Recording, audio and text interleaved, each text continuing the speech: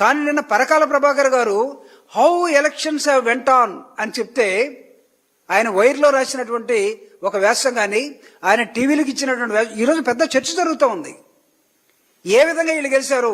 రాత్రి 11:45 నుంచి ఏకూజవున 2 గంటల దాకా 5 గంటలకు ఎలక్షన్ అయిపోయి 5 గంటల తర్వాత ఎంతమంది ఉంటారు, ఎంతమంది ఉంటే ఎన్ని వేల ఓట్లు వస్తాయి, ఎన్ని లక్షల ఓట్లు వస్తాయి, వచ్చిన ఓట్లు ఏ విధంగా గుద్దుతారో ఒక ఇల్లిటరేట్ మహిళ చెప్పింది నాకు పెద్దావిడ, వాళ్ళు గుద్దుకున్నారని. మీరు ఎలా గెలిచారో అందరికీ అనుమానాలు ఉన్నాయి.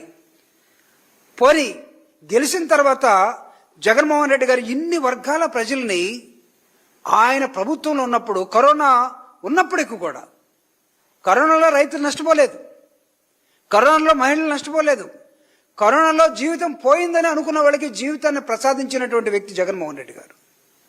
ఇన్ని అంశాల మీద జాగ్రత్త తీసుకుంటే మీరు అంతకన్నా ఎక్కువ చేస్తానని వచ్చి మీరు ఏం చేస్తున్నారని ఒక ప్రశ్న నేను వేస్తే, లేకపోతే అంతకుముందు కొంతమంది మాలాంటి వాళ్ళు, లేకపోతే అక్కడక్కడ జగన్మోహన్ రెడ్డి గారు మీటింగులు పెట్టినప్పుడు కానీ అడుగుతూ ఉంటే మీరేం చేస్తూ పోయారు? అడిగిన ప్రతిసారి మీరు విధ్వంసాన్ని ఎంచుకున్నారు. ప్రశ్నించిన ప్రతి గొంతుని మీరు పోలీస్ స్టేషన్కి ఇచ్చారు. మాట్లాడిన ప్రతి వాళ్ళని మీరు అరెస్ట్ అన్నారు, కోర్టులకు ఇచ్చారు, జైలుకు పంపారు.